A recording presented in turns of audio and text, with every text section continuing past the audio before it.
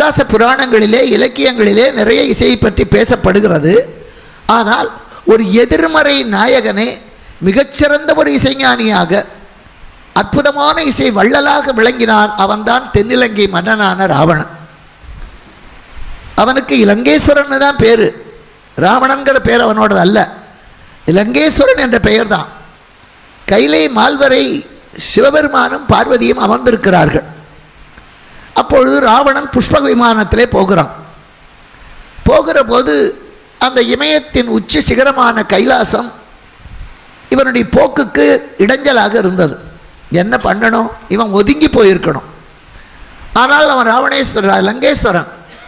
அவனுக்கு தான் என்ற அகங்காரம் மட்டுமல்ல, அவன் எல்லா விதத்திலேயும் சிறந்தவன்.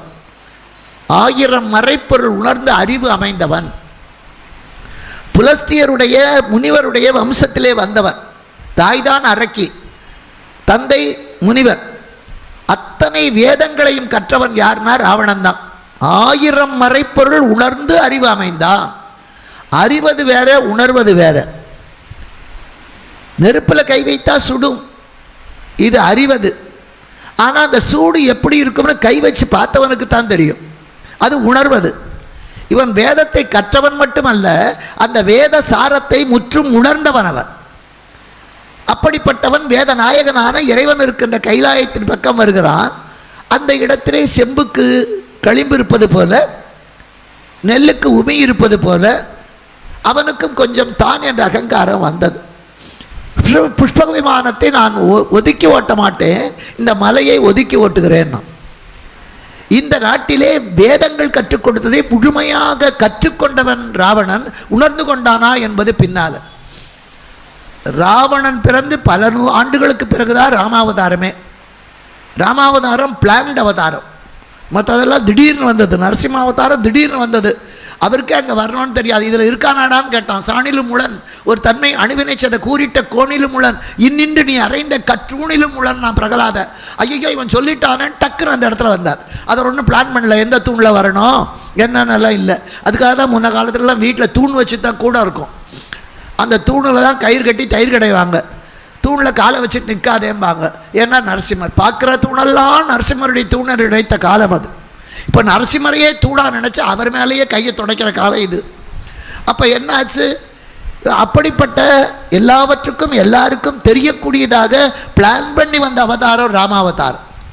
தேவர்களும் முனிவர்களும் கேட்கிறார்கள், தென்னிலங்கை வேந்தனான ராவணனை அழிக்க வேண்டும். அப்பொழுது திருமால் சொல்லுகிறார், நான் கோசலத்திலே மன்னுபுகள் கோசலைதன் மணி வயிற்றிலே ஸ்ரீராமனாக வந்து அவதரிப்பேன். என்னுடைய சங்கும் சக்கரமும் பரத சத்ருக்கணர்களாக வருவார்கள். நான் படுத்தால் பாயாக, நடந்தால் குடையாக, நின்றால் மரமாக, நடந்தால் மரவடியாக விளங்குகின்ற இந்த ஆதிசேஷன் லட்சுமணனா வருவான். தேவர்களே, நீங்களும் முனிவர்களும் குரங்குகளாகவும் கரடிகளாகவும் வந்து பிறவுங்கள். யார் யாருக்கு எந்த பாட்டில் சொல்லி கொடுத்து இன்ன இடத்துல வாங்க, நான் இந்த இடத்துல வர்ற அத்தனை திட்டமிட்டு செய்யப்பட்ட நாடகம் ராமாவதாரம். ஆனால் ராமன் பிறந்ததே ராவணனை அழிக்கத்தான். ஆனால் ராமன் பிறந்து கிட்டத்தட்ட 35 வருஷ வயசுகள் வரை ராவணனை அழிக்கவே இல்லை. கிட்டையே போல, ராவணன் கிட்டையே போல. அவனை பற்றி பேச்சு கூட இல்லை. ஏன்? அவன் அழிக்கும்படியான தவறு செய்யலை. அது வரைக்கும் அவன் வெற்றி பெற்றான். தேவர்களெல்லாம் ஜெயித்தான், முனிவர்களெல்லாம் ஜெயித்தான். அதுக்கு 2 காரணம். ஒன்று அவனோட வீரம், இன்னொன்று இவங்களோட பலவீனம்.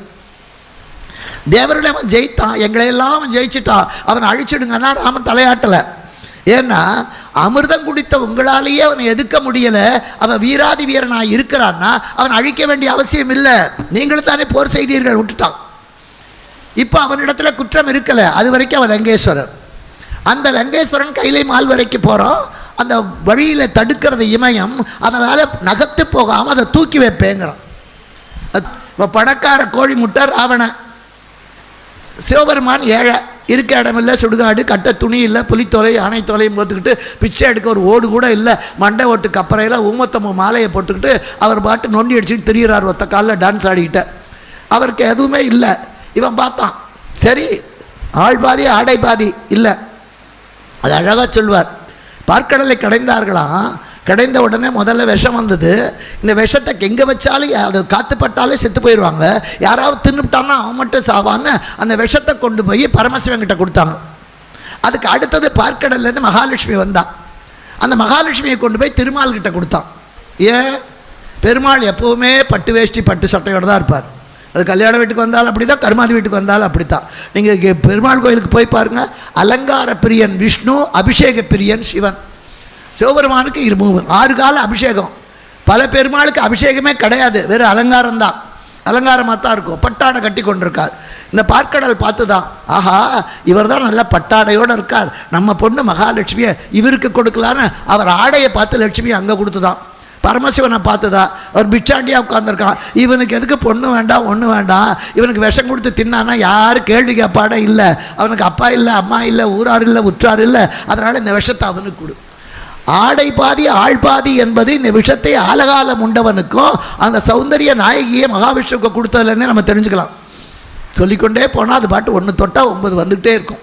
இப்போ இங்கே அதே மாதிரி அற்புதமாக இந்த ராவணன்னு நினைக்கிறான், இது என்ன ஏழை பிள்ளை, சிவபெருமான் எல்லாத்தையும் பொறுத்துக்குவார், அதனால் அவருக்கு சாவே கிடையாது, அவர் பிறக்கவும் இல்லை சாகவும் மாட்டார், அந்த கைலாசத்தை தூக்கி வைப்போன்னு எடுத்தான். அப்போ பார்வதி கேட்குறான், கொஞ்சம் ஆடுது, ஆடாத மலையும் ஆடுது. அப்போ பார்வதி கேட்டால் என்னங்க மலை ஆடுதேன்னா, பரமசிவரை பார்த்து சிரித்தான். அவள் சொன்னான், இருந்தது ஒன்று அதுவும் போச்சுன்னா. என்னன்னா, அவள் இமவானுக்கு மகளாக பிறந்தபோது சிவபெருமானை அடைய வேண்டும் என்று 5 வயசில் தவம் இருந்து 7 வருஷம் கழித்து 12வது வயசில் தான் பரமசிவன் காட்சி கொடுத்தான். பார்வதிக்கே 7 வருஷம்னா நம்ம பாரு வீதியாக நிற்கிறோம், நமக்கு எத்தனை வருஷம் ஆண்டவன் அடைய. அப்போது பரமசிவனே வர்றார். வந்த உடனே ஏமா போயும் அந்த பரமசிவனை கல்யாணம் பண்ணிக்கிறதுக்காக இவ்வளோ தவம் பண்ணுற, எத்தை கண்டு நீ இச்சை கொண்டாய் மகளே, எதை பார்த்து நீ ஆசைப்பட்ட, சுத்த பயித்தியக்காரன் கங்காதர் தோகையே முன்னவன் பேயுடன் ஆடிய ஆட்டுக்கோ காளை மாட்டுக்கோ ஏந்தும் ஓட்டுக்கோ சுடுகாட்டுக்கோ எதை கண்டு ஆசைப்பட்ட, அவன் ஏந்திர அந்த மண்டை ஓட்டுக்கு அப்புறைக்கா இருக்கிற சுடுகாட்டுக்கா அந்த கயட்டு மாட்டுக்கா எதை கண்டு ஆசைப்பட்ட, ஒரு ஸ்கூட்டர் கிடையாது, ஒரு நல்ல வேஷ்டி கிடையாது, இவனை பார்த்து எதுக்கு ஆசைப்பட்ட. அப்போ பார்வதி சொன்னான், உலகத்திலேயே பெரிய வீடு எங்கள் வீட்டுக்காரர் வீடு தான், உலகத்திலேயே ரொம்ப உயரமான கைலாசம் தான். பார்வதி சொன்னால் என் புருஷனோட வீடு தான் கைலாசம், அதை யாராலும் அசைக்க முடியாது, உயர்ந்த இடத்து பிள்ளையத்தான் நான் காதலிக்கிறேன்னா.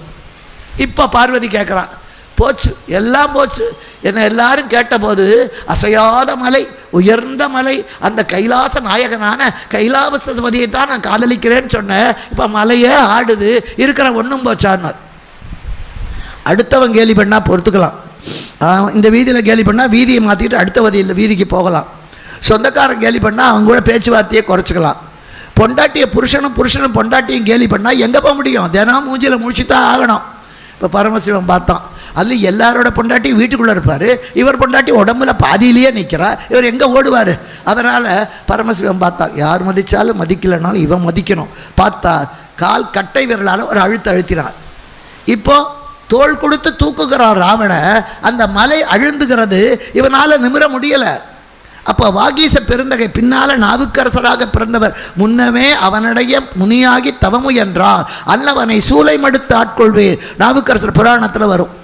உன் தம்பி இந்த திருநாவுக்கரசராக மாறப்போகிறான இந்த மருள் நீக்கியார் போன பிறவியிலேயே என்னை அடைய தவம் செய்தா அவனுக்கு வைத்த வழி கொடுத்து காப்பாற்றுவேன் சிவபெருமான் திலகவதியார் கனவுல வந்து சொல்கிறார். இப்போ அந்த வாகீசர் போகிற போக்கில் சொல்லிட்டு போகிறார், இறைவனுக்கு சமகானம் பிடிக்கும், சிவபெருமானுக்கு சமகானம் பிடிக்கும், போகிற போக்கில் சொல்கிறார். இதை ராவணன் கேட்டான். அவன் எல்லா வேதமும் படித்தவன், ஒன்றும் தெரியாத ஒரு மிலிட்ரி கோட்டில் வேலை செய்கிறவங்ககிட்ட போய் சாமகானம் பிடிக்கணும் அவனுக்கு என்னன்னே தெரியாது. இவன் எல்லா வேதத்தையும் படித்தவன், அதுலேயும் சிவனுக்கு சாமகானம் ரொம்ப முக்கியம். யாகம் செஞ்சாலும் சாமவேதக்காரர்கள் தான் மந்திரம் சொல்லணும், யஜுர்வேதக்காரங்க தான் யாகத்தை பண்ணணும், ருக்வேதக்காரங்கள் தான் அதுக்கு வேண்டியதை தயார் பண்ணணும், அதர்வண வேதக்காரங்க தள்ளி இருக்கணும். இதுதான் சாஸ்திரம், எல்லாரும் பண்ண முடியாது. இப்போ வேதத்தை யார் கேட்குறா, எவன் வேணால் பண்ணலாம். அதனால் இங்கே என்னாச்சு, இவர் உடனே சாமகானத்தை பண்ணின உடனே சிவனுக்கு அந்த பாட்டில் ஆசை மெய்மறந்து போய் காலை கொஞ்சம் எடுத்தான், அந்த நேரத்தில் தப்பிச்சுட்டு வந்துட்டான் ராவணன். அப்போ தான் அவனுக்கு ராவணேஸ்வரன் பேர். ராவணன் என்றால் ஓயாத அழுகை உடையவன், அவன் நிறுத்தாமல் அழுதான், அதனால் லங்கேஸ்வரன் ராவணேஸ்வரன் ஆனான். அது இந்திரஜித் செத்து போன போது இவன் அழுவான். அப்போ கம்பர் எழுதுவார், ராவணன் என்னும் பெயருக்கு சான்றானான். இவன் ஓயாத அழுகையுடையவன் ராவணன் என்ற பெயர். இப்போ இந்திரஜித்து செத்து போய் ராவணன் அழுகிற போதுதான் அந்த பெயர் இவருக்கு உண்மைன்னு தெரிகிறது. அப்படிப்பட்ட ராவணேஸ்வரன், லங்கேஸ்வரன், அந்த ராவணன் நியாயமாக தான் இருந்தான். அதனால் ராமபெருமான் அவனை அழிக்கலை. அந்த நேரத்தில் அவனுடைய போராத நேரம் மூக்கறுபட்ட சூர்பனகை வர்றா. நான் நேற்றுக்கே சொன்னேன், பெண்களுடைய மார்பு தரையில் படுற மாதிரி விழுந்தால் அந்த குடும்பம் அழிஞ்சு போயிடும். கணவன் இறந்தால் மட்டும்தான் அவள் விழுந்து அழணும், அது வரைக்கும் விழுந்து அழக்கூடாது. இப்போ சூர்பனகை நெடுஞ்சான் கடையாக விழுந்த அந்த வினாடியே இலங்கையினுடைய அழிவுக்கு நிச்சயிக்கப்பட்டு விட்டது, தேதி குறிக்கப்பட்டது. எழுந்த உடனே கேட்குறான், மூக்கு அறுபட்டு கிடக்கிறது, மார்பகம் அறுபட்டு கிடக்கிறது, ரத்தம் கொட்டுகிறது, நிற்கிறா சூர்பனகை. அவன் எடுத்த உடனே கேட்குறான், யார் இது செய்தனர், யார் செஞ்சது? உடனே அவன் சொன்னான், மானுடர் தடிந்தனர் வாழினார். எதை சொன்னால் கோபம் வருமோ அதை சொல்கிறான். மனுஷன்தான் வெட்டினான். ஏன்னா ராவணன் மனிதனை ஒரு மதிப்பாகவே நினைக்கல. தேவராலே மூவராலே எல்லாராலே எனக்கு சாவு வரக்கூடாதுன்னு கேட்டானே தவிர, வெந்ததை தின்று வந்ததை அனுபவிக்கிற மனுஷனால எனக்கு சாவு வரக்கூடாதுன்னு கேட்கல. அதுதான் ஆண்டவன். என்னதான் கடவுளை ஏமாத்தணும்னு வரம் கேட்டாலும் நம்ம வளர்த்துலேயே நம்ம போவோம். இந்த எறும்பெல்லாம் கூடி சிவபெருமான்கிட்ட போச்சு. பாம்பு கடிச்சா எல்லாம் செத்து போய்ட்றான். அதனால் பாம்பை கண்டா எல்லோரும் பயப்படுறாங்க. அதுக்கு பால் ஊற்றுறான், முட்டை வைக்கிறான், கும்பிடுறான், கோயில் கட்டுறான். நாமளும் தான் கடிக்கிறோம். நமக்கு யாருமே பயப்பட மாட்டேங்கிறானே. உடனே சிவபெருமான்கிட்ட போச்சு, ஐயா ஒரு வரம் வேணும். இறைவன் சொன்னார், எனக்கு அவசரமாக நான் போகணும், சீக்கிரமாக ஒரே வார்த்தையில் கேளுங்கன்னார். கடிச்சா சாகணும்னுது. கடிச்சா சாகணும். அது என்ன நினச்சி கேட்டது? நான் யாரையாவது கடித்தா அவன் செத்து போகணும், அப்போ தான் பயப்படுவான், கடிச்சா சாகணும். இறைவன் கொடுத்தான்ட்டார். என்னாச்சு? எறும்பு கடிக்குது, நம்ம பேசாமல் இருக்கோம். அது கடித்த உடனே எங்கேன்னு தேடி பார்த்து அந்த இத்தினோடு இரும்ப தேய்ன்னு தேய்ச்சி கொள்கிறோம்.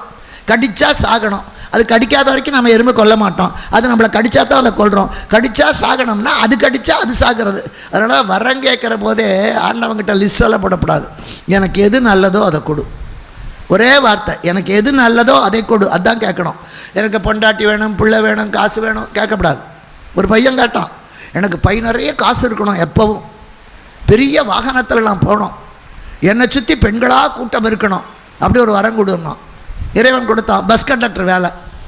ஏன்னா அவன் பையன் நிறைய காசு இருக்குது, பெரிய பஸ்ஸில் போகிறான், அவனை சுற்றி லேடி ஸ்பெஷல் பெண்களாக இருக்குது. நாம் கேட்கக்கூடாது, நாம் கேட்டதுலேயே நம்ம மாட்டிப்போம்.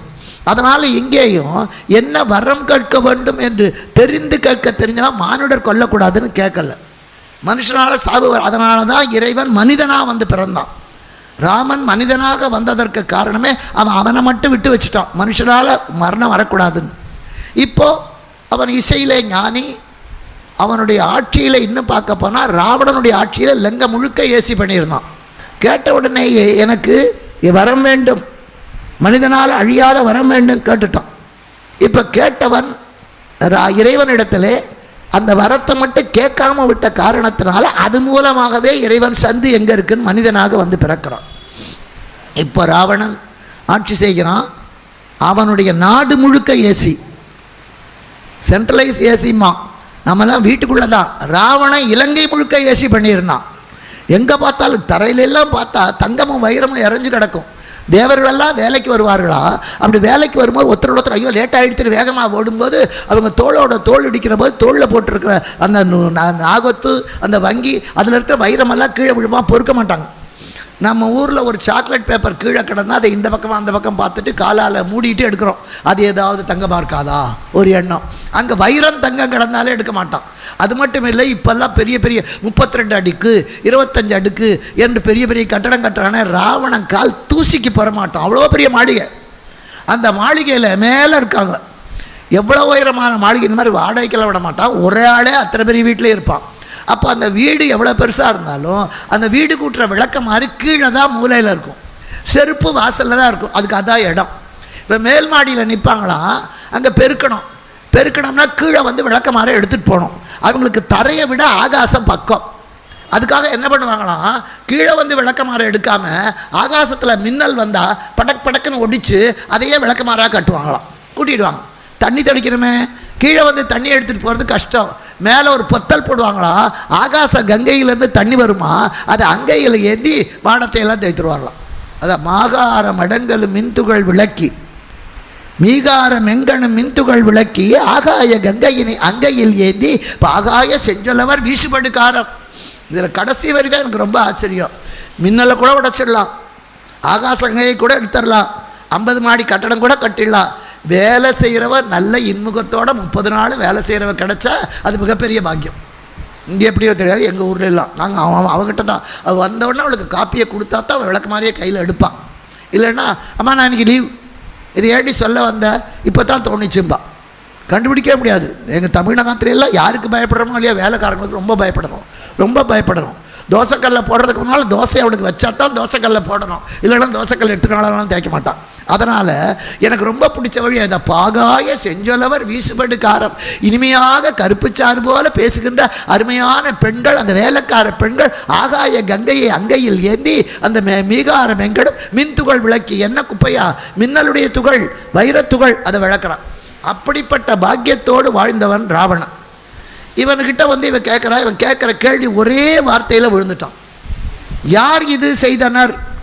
எதை சொன்னால் கோபம் வருமோ அதை சொன்னால் மானுடர் தடிந்தனர் வாழினால். கேவலம் மனுஷனா இதை செஞ்சான். ராவணன் தங்கையை ஒரு மனுஷனாக செஞ்சான். அதுக்கு அடுத்தது சூர்பனகை எதிர்பார்க்காத கேள்வியை கேட்டான். ஏன் இது செய்தனர்? இங்கே அவள் தடுமாறுறான். நான் அந்த ராமன் பக்கத்தில் சீதைன்னு ஒரு பொண்ணு இருந்தா அவளை உனக்காக தூக்க போனேன், அதனால தான் என்ன செஞ்சான்னா நீ ஏண்டி தூக்கினேன். அது வரைக்கும் அவனுக்கு சீதையை பற்றி ஆசை இல்லை. இதில் ஒரு வேடிக்கை என்னன்னா, அவள் மூக்க அறுத்தவன் லட்சுமணன். இவன் லட்சுமணனை பற்றி ஒரு வார்த்தை கூட சொல்லலை. ராமனையே சொல்லி கொண்டிருக்கிறாளே தவிர லட்சுமணனை சொல்லலை. ஏன்னா லட்சுமணன் பேரை சொன்னால் கூட அவன் உதைப்பான்னு அவளுக்கு பயம். அதனால் அவன் பேரையே சொல்லலை. சொன்ன உடனே இவன் சொல்கிறான், ஏன் இது செய்தனர்? உனக்காக சீதையை எடுக்க போனேன், அதுக்காக எனக்கு இந்த அங்கபங்கம். இப்போ என்னாச்சு? ஒன்னால தாண்டா எனக்கு இந்த கஷ்டம், இதை நீக்கிறது உன் வேலை.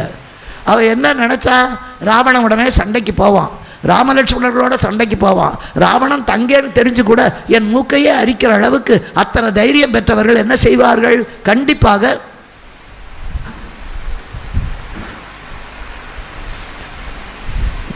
ராவணனை அழிப்பார்கள். அவளுக்கு ராவணன் சாகனம்னு தான் எண்ணமே தவிர சூர்பனகைக்கு ராவணன் வாழணுங்கிற எண்ணம் இல்லை. இது என்ன புது ராமாயணம் கேட்குறீங்களா? இல்லை. சூர்பனகையுடைய புருஷர் வித்வஜிஷ்வான் பேர். அவன் தனி நாட்டில் சூர்பனகையோடு நல்லா தான் வாழ்ந்தான். ராவணன் திக்கு விஜயம் செய்கிறான், எல்லா இடத்துக்கும் போவான், எல்லாரோடையும் போட்டிட்டு தானே தலைவர்னு ஜெயிச்சுட்டு வருவான். அப்போ இந்த சூர்பனகையுடைய கணவனான வித்வஜிஷ்வாவை இவனை எதிர்க்கிறான். ராவணன் அவனோட போரிட்டு சூர்பனகையின் கணவனை கொன்று விடுவான். அப்பவே சூர்பனகை மனசுல ஒரு வைராக்கியம் வந்தது. கணவன் இறந்த சூர்பனகையை தன் வீட்டுக்கு கொண்டு வந்து வச்சுக்கிட்டான். என் புருஷனை கொண்ட ராவணனை நான் கொல்லுவேன், அதுதான் அவளுடைய வைராக்கியம். அதுக்கு காலம் பார்த்துருந்தா. காலம் பார்த்து காத்திருக்கின்ற கொக்கை போல இப்போ சரியான காலம் கிடைத்தது. இப்போ ராவணன் போருக்கு போவான், நிச்சயமாக ஜெயிக்க மாட்டான், லட்சுமணன் அழித்து விடுவான். ராமனும் சேர்ந்தா கேட்கவே வேண்டாம், புயல் காத்து பூகம்பம் மாதிரி ராவணன் அழிவான். அதுக்கு தான் அவன் திட்டம் போட்டான். மானுடர் தடிந்தனர் வாழினார். ஏன் இது செய்தனர்? இவன் இதை எதிர்பார்க்கல. மனுஷன் அடித்தான்னு உடனே அவன் ஓடிடுவான்னு நினச்சா. நான் அவன் பெண்டாட்டி தூக்க நினச்சேன், அதனால தான் அவன் என்னை அழிச்சான்னு சொல்ல முடியல. ஏன்னு கேட்டால் ராவணன் அது வரைக்கும் யோக்கியந்தான், அடுத்தவனுடைய மனைவி மேலே ஆசைப்படலை. ஏன்னா அவனுக்கு சாபம் இருக்குது. விரும்பாத பெண்ணை நீ தொட்டால் அவன் தலைவடிச்சு போகும், அவன் போகமாட்டான். திலோத்தமன் வருவார், ரொம்ப வருவா, அவங்களே இஷ்டப்பட்டு இவங்களுக்கு வேலை செஞ்சாங்களே தவிர ராவணன் இந்த பெண்ணையும் தூக்கிட்டு வரல. புஞ்சிதஸ்கலையை தூக்க போய் சாபம் வந்ததில் ஒழுங்காத்தான் இருக்கான். இப்போது சீதையை நான் எதுக்காக எடுத்தேன்? உனக்காக எடுத்தேன்னா, உன்னால தாண்டான்னா. எப்படிப்பட்டவ தெரியுமா? அவள் அழகை எப்படி நான் சொல்லுவேன்? இந்திரன் சசியை பெற்றார், 2-3 வதனத்தோன் தந்தை உமையை பெற்றார், செந்திரு மகவை பெற்றான் திருமால், சீதையை பெற்றால் நீ எங்கனம் வாழுதி? அவள் கேட்குறா. திருமால் மகாலட்சுமியை அடைந்தான், பரமசிவன் பார்வதியை அடைந்தான், அந்த பிரம்மதேவனோ சரஸ்வதியை அடைஞ்சான். உனக்கு சீதை கிடைச்சா நீ எங்கடா வச்சு வாழ்வ? அவன் என்ன அந்தணன் நாவில் வைத்தான், பிரம்மா நாக்கில் சரஸ்வதியை வைத்தான், பாகத்து ஒருவன் வைத்தான் பரமசிவன், ஆகத்து ஒருவன் வைத்தான் திருமால். பிரம்மன் நாக்கில் வச்சான், திருமால் மார்பில் வச்சான், பரமசிவன் பாகத்தில் வச்சான். இவன் கேட்குறா, ஆகத்தில் வைத்தான் ஒருவன், பாகத்தில் வைத்தான் ஒருவன். மாகத்தோள் மன்னா சீதையை பெற்றால் நீ எங்கனம் வைத்து வாழுதி. இதுக்கு ரெண்டு அர்த்தம். நீ எங்கடா வைப்பேன்னு ஒரு அர்த்தம், நீ எங்கடா வச்சு வாழ போற, உருப்படாத போற. அவன் ரெண்டு அர்த்தத்தோட சொல்றான். இவனுக்கு அவ சீதைங்கிற பெயரையும் அவ அழகையும் சொன்ன அடுத்த வினாடியே என்ன பண்ணான்? கரணையும் மறந்தான், தங்கை மூக்கினை கடிந்து நின்றான், பெற்ற வரணையும் மறந்தான், உற்ற பழியையும் மறந்தான், கேட்ட நங்கையை மறந்திலாதான். எல்லாத்தையும் மறந்துட்டான்.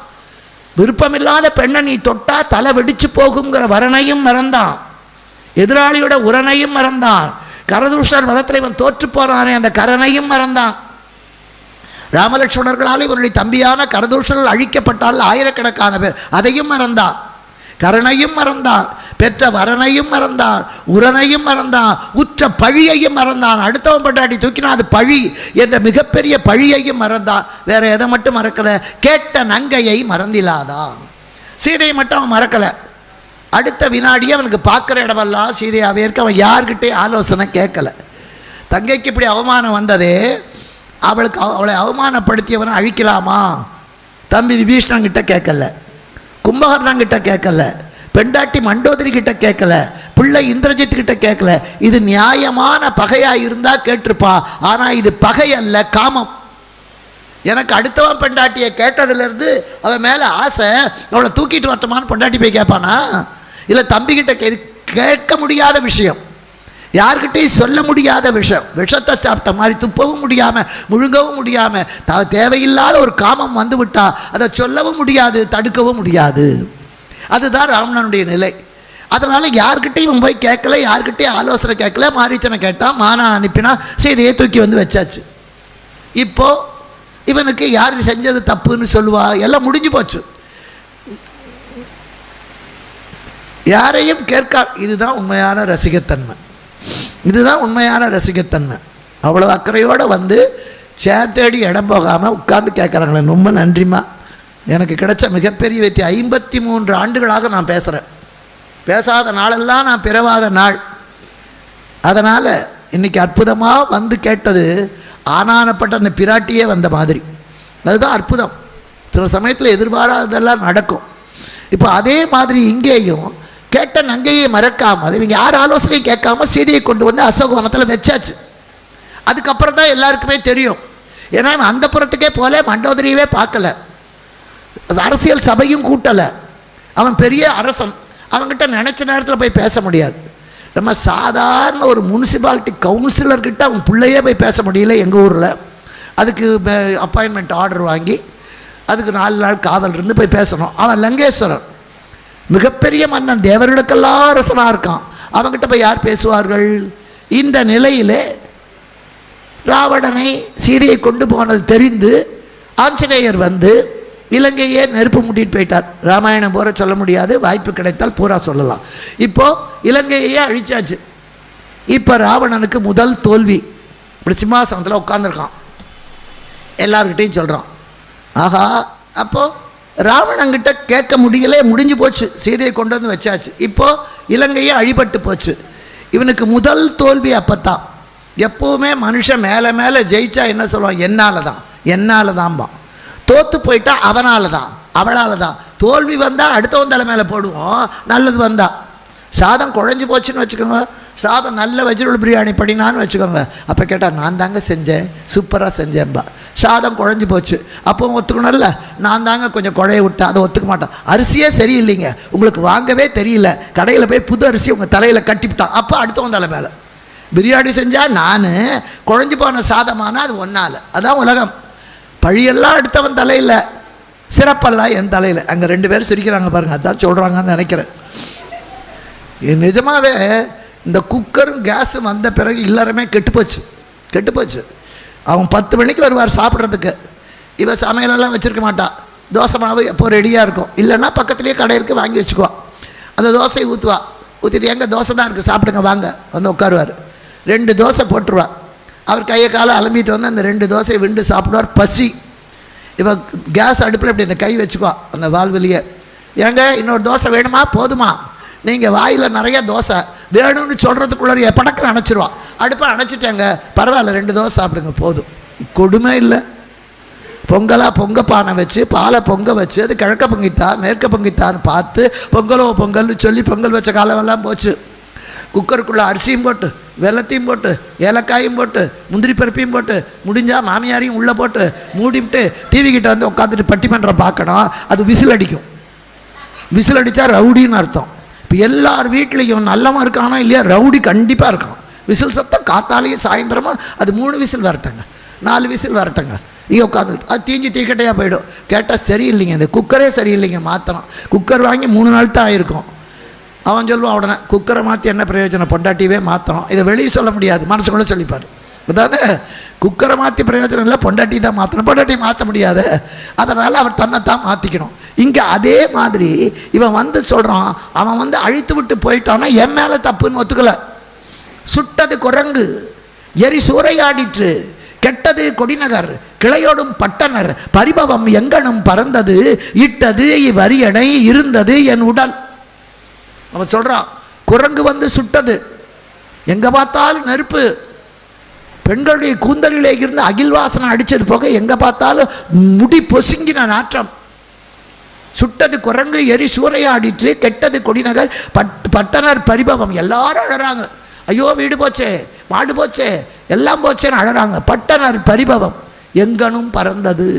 இத்தனையும் பார்த்து கொண்டு இட்டது வரியணை, இருந்தது என் உடல். என்னைக்கு ஆஞ்சநேயர் வந்து இலங்கையில் நெருப்பு வைத்தாரோ அன்னைக்கே நல்ல ராவணன் செத்து போயிட்டான். நல்ல உசுர் போயிடுத்து. மானம் போனால் அதுக்கப்புறம் என்ன இருக்குது, தோல்வியே கண்டறியாத ராவணனுக்கு அது மிகப்பெரிய தோல்வி. அதனால தான் சொல்கிறேன், என் உசுர் போயிடுத்து, இட்டது வரியணை, கிடந்தது என் உடல். என் உடம்பு தாண்டா இருக்கு, என் நல்ல உயிர் போயிடுத்து. அப்போ அடுத்தவரை கேட்குறான், இற்று இலது ஆயின என்னும் மாற்றம் தந்திலரா. உங்களால் பற்று இலை ஆகினோம், வேற ஒன்றும் செய்ய முடியலனாலும் அந்த குரங்கை இற்று இலது ஆயுது, அந்த குரங்கை அழிச்சிட்டோம் என்ற வார்த்தைவாதம் சொல்ல மாட்டீர்களா?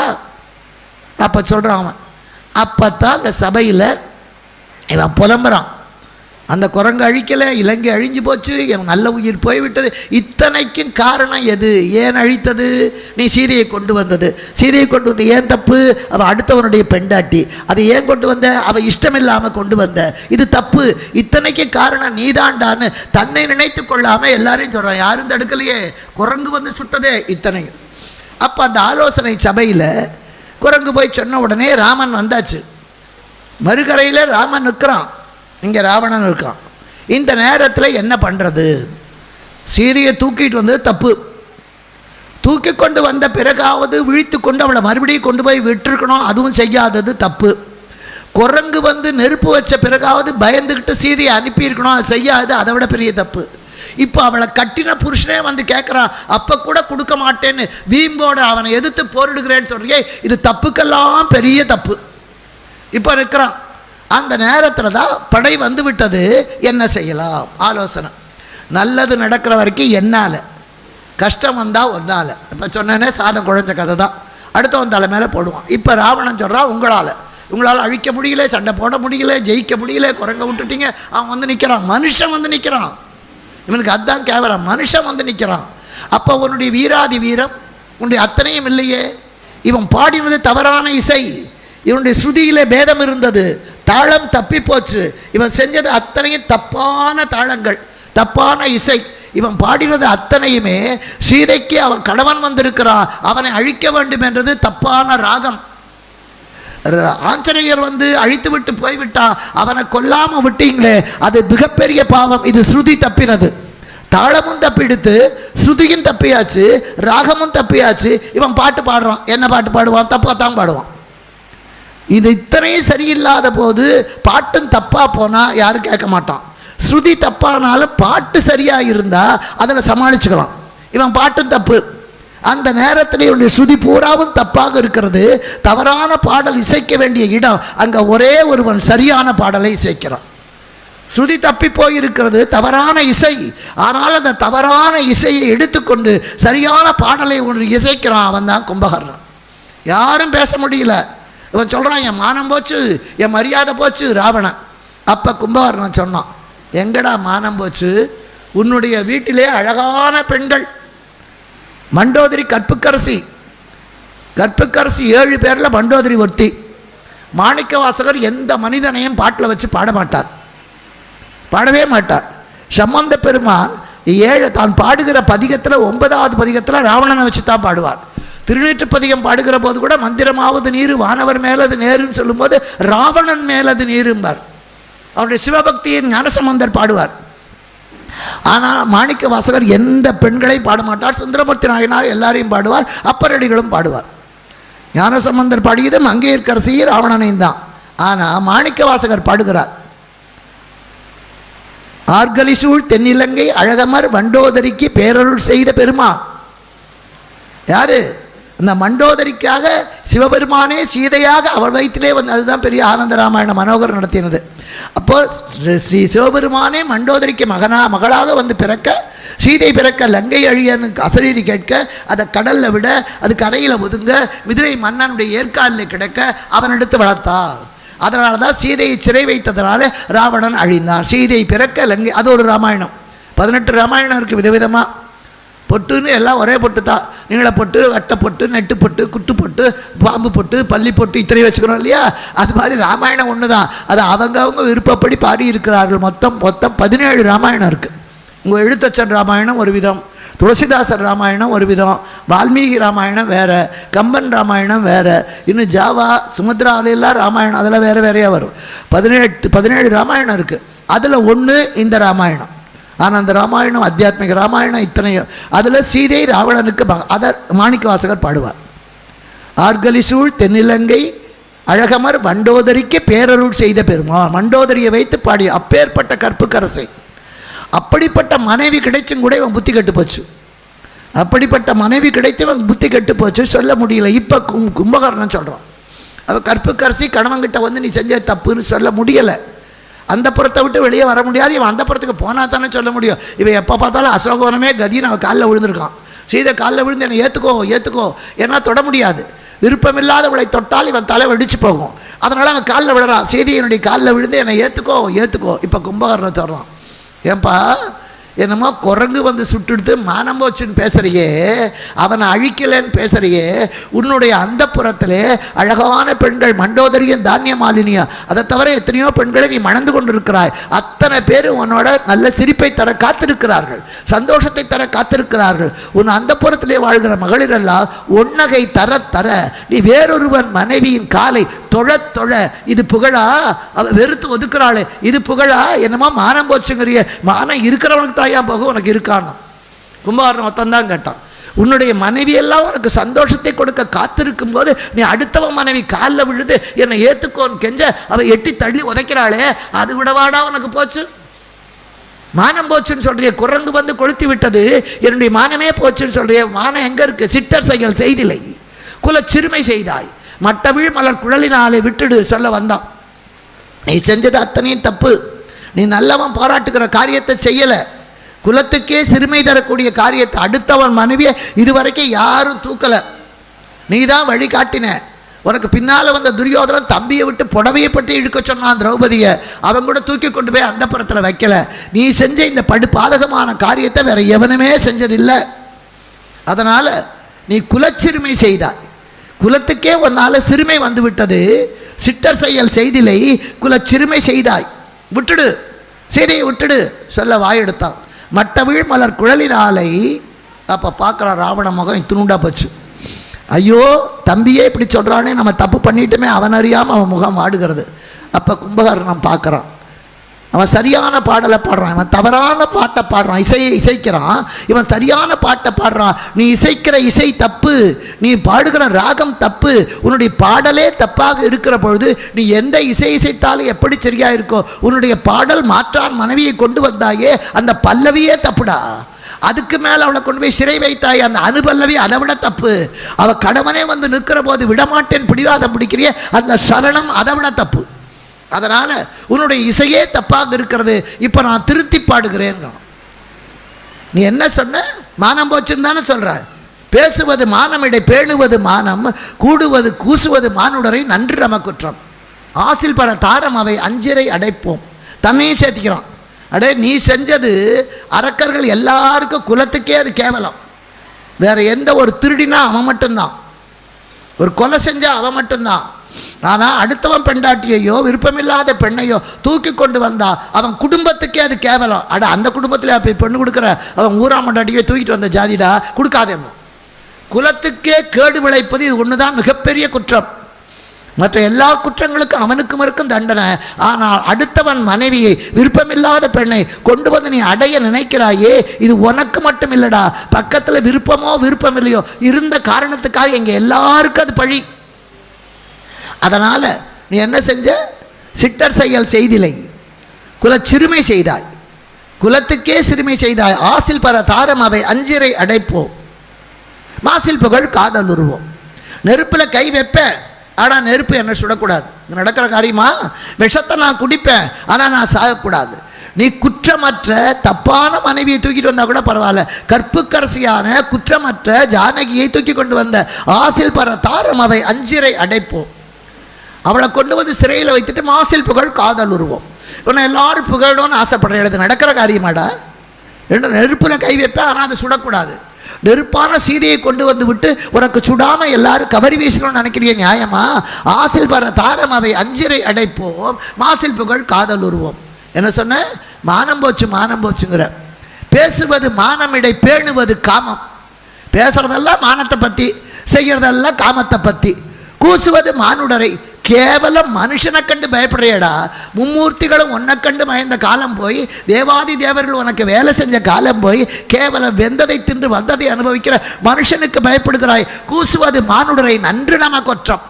ரொம்ப நல்லா இருக்கடா நம்ம ஆட்சி, இதுதானா உன்னுடைய வீரம்? நீ நல்லவன் செய்கிற காரியத்தை செய்யலை, சிட்டர் செயல் செய்திலை. இத்தனை கும்பாடுறான்.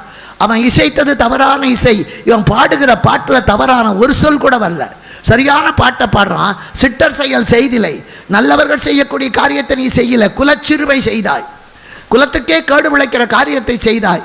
இப்பவும் ஒன்று கெட்டு போல, மட்ட வீழ்மலர் குழலினாலே விட்டுடு, சீதையை விட்டுடு. நான் ராவண மூஞ்சியை பார்க்குறான், அது வாடி போச்சு.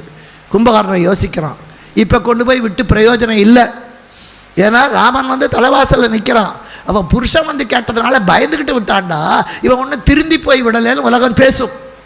ராவணன் ஒன்றும் நல்லவன் ஆயிடல, அடிக்கி பயந்துக்கிட்டு விட்டுட்டான். பாமா, நீ விட்டாலும் உனக்கு கெட்ட பேர் தான், விடாட்டாலும் கெட்ட பேர் தான். அதை விட அந்த ராமனால நீ செத்து போனா அது உனக்கு புகழ், அது உனக்கு புகழ். மட்டவிழ் மலர் குழலினாலே விட்டுடு. பார்க்குறான் மன்னா, அது வரைக்கும் அண்ணான்னு பேசினான், இப்போ பார்க்குறான் நீ ராஜா, நான் சாதாரணமாக உன்னுடைய நாட்டில் இருக்கக்கூடிய ஒரு ஆள், அதனால் அரசரை எதிர்த்து பேச முடியாது. மட்டவிழ் மலர் குழலினாலே மன்னா விட்டிடுது மேல் எளிதும். இப்போ கொண்டு போய் விட்டால் யாரும் உன்னை பாராட்ட மாட்டார்கள். அதை விட அவரால் வெல்லப்பட்டிடுது மேல் அது நன்று, அவரால் கொல்லப்பட்டிடுது மேல் அது நன்று. அந்த ராமன் ஜெயிச்சு நீ தோத்தாலோ அல்லது ராமன் கொன்று நீ செத்தாலோ அதுதாண்டா உனக்கு புகழ். செஞ்சான், தப்பு பண்ணினான், கடைசியில் தண்டனையை அனுபவிச்சுட்டான்ப்பா. திருடினவன் தப்பு, ஆனால் அவன் 6 வருஷம் ஜெயில் தண்டனை அனுபவிச்சுட்டு வந்துட்டா, அவன் செஞ்ச தப்புக்கு தண்டனையை அனுபவிச்சுட்டான்ப்பா. இப்போ ஏன் அவனை திட்டுறீங்கப்பா? கொலை செஞ்சவன் ஆயுள் தண்டனை அனுபவித்து வெளியே வர்றான். அப்போ உலகம் என்ன பேசும்? அவன் கொலை செஞ்சுட்டான் ஏதோ உணர்ச்சி வேஷத்தில். அதுக்கு தான் அவன் 14 வருஷம் பெண்டாட்டி பிள்ளையெல்லாம் விட்டு இளமையெல்லாம் திறந்து ஜெயிலில் இருந்துட்டான். இனிமேல் அவனை செத்த பாம்பை எதுக்குடா அடிக்கிறீங்கம்மா? அது மாதிரி ராவணா, நீ இருக்கிற வரைக்கும் உனக்கு பழி. ராமனால் நீ ஜெயிக்கப்பட்டால், ராமனால் நீ கொல்லப்பட்டால் பரவாயில்ல. சீதையை எடுத்ததற்கு ராவணன் உயிரையே கொடுத்துட்டான். அதனால் அவன் செஞ்ச தப்புக்கு பரிகாரம் ஆயிடுத்து உன்னை உலகம் மன்னிக்கும். சரியான பாடலை சொல்லி கொடுக்கிறான். விட்டிடுதி மேல் எளிதும் அவனால் வெல்லப்பட்டிடுதி மேல் அதுவும் நன்று. நானே போகிறேன் சண்டைக்கு, நானே போகிறேன் முதல்ல யுத்தத்துக்கு. ஏன்னா உங்கூட இத்தனை நாள் இருந்ததே கேவலம், இனிமேலும் இருப்பது அதை விட கேவலம். ஒரு சோத்தை தின்ன காரணத்துக்காக 6 மாதம் தூங்கி 6 மாதம் எழுந்தேன். வாய் தவறி நித்தியத்துவம் கேட்க நித்திரத்துவம் கட்டுட்டேன். அதனால் உன் உப்பை தின்ன பாவத்துக்காக நான் உனக்காக உயிரை விடுறேன். ஆனால் நீ செஞ்ச காரியத்துக்கு நான் துணை இருக்க மாட்டேன். அவனை ஜெயிச்சுட்டு வருவேன்னு சொல்ல மாட்டேன். அவனை ஜெயிக்க முடியாது, ஜெயிக்கக்கூடாது. ராமன் தான் ஜெயிக்கணும், நீ தோற்கணும். வென்றிவன் வருவன் என்று உரைக்கிலன். நான் திரும்பி வருவேன்னு சொல்லலை, ஜெயிச்சுட்டு வருவேன்னு சொல்லலை, பொன்றுவேன். நானும் போர்க்களத்தில் செத்து போவேன், அதுதான் எனக்கு விமோசனம். திரும்பி உன் தம்பியாக இருக்கிறத விட ராமன் கையால் இறப்பது மேல். வென்றிவன் வருவன் என்று உரைக்கிலன். பொன்றுவன் அண்ணா, நான் செத்த பிறகாவது சீதையை விட்டுடுப்பா. பொன்றினால் புலங்கொள் தோழியை நன்று என விடுதி நாயக நன்றரும். என்னை வென்று உளர் எனில் உன்னை வென்று உயர்வர். அண்ணா, கும்பகர்ணனை ஒருத்தன் ஜெயிச்சிட்டான்னா உன்னை ஜெயிக்கிறது கஷ்டமே இல்லை. 10 ராவணன் சேர்ந்தா ஒரு கும்பகர்ணன். அதனால் என்ன ஒருத்தன் ஜெயிச்சிட்டான்னா உன்னை நிச்சயமாக கொன்னுடுவான். அதனால் நான் ஜெயிச்சுட்டு இங்கே வரமாட்டேன், நான் சாகரத்துக்கு தான் போகிறேன், வாக்கரிசி போட்டுக்கிட்டு தான் போகிறேன். வென்றிவன் வருவன் என்று உரைக்கிலை பொன்றுவேன், நான் செத்து போவேன். நான் அப்படி செத்து போன பிறகாவது புலங்கொள் தோழியை நன்று என புருஷங்கிட்ட விட்டுடு. நல்லது நாயக. முதல் நாள் போரிலே ராவணன் தோற்றுவிட்டு வந்து நிற்கிறான். அப்போது 2வது நாள் போருக்கு அவன் மாமன் சொன்னதுக்காக, நீ போனது தப்புடா, செஸ் ஆட்டத்தில் முதல்ல ராஜா காயை நகர்த்தப்படாது, நீ போனது தப்பு, முதல்ல நீ கும்பகர்ணனை அனுப்பு, அதனால் நான் பொன்றினால் இறந்தால் சீதையை விட்டுவிடு. போர்க்களத்துக்கு அனுப்புகிறான். 2வது நாள் போகிறான். மகனே, நீ செஞ்சது தப்பு, அதனால் சீதையை விட்டுவிடு. ராவண வாயே திறக்கலை. அண்ணா, இற்றை நாள் வரை நான் செய்த குற்றமும் இருந்தால் பொறுத்துக்கொள். நான் இவ்வளோ நாளாக ஏதாவது தப்பு பண்ணியிருந்தால் மறுத்துக்கொள். அற்றதால் முகத்தில் விழித்தல் ஆரியன். இனிமேல் ஓ முகத்தை நானும் என் முகத்தை நீயும் பார்க்க போகிறது இல்லை. அற்றதால் முகத்தில் விழித்தல் ஆரிய பெற்ற நன் விடையும். உங்ககிட்ட தீராத விடை வாங்கி கொண்டேன், நான் போயிட்டு வரேன்னு சொல்ல மாட்டேன், வென்று இவன் வருவன் உரைக்க மாட்டேன். அதனால தான் வெளியே போகிற போது போகிறேன்னு சொல்லக்கூடாது. சரி, நான் ஆஃபீஸ்க்கு போயிட்டு வரேன்னு சொல்லணும். நான் ஆஃபீஸ்க்கு போகிறேன், ஆஃபீஸ்க்கு புறப்பட்டுப்பா சொல்லக்கூடாது, போயிட்டு வரேன்னு சொல்லணும்.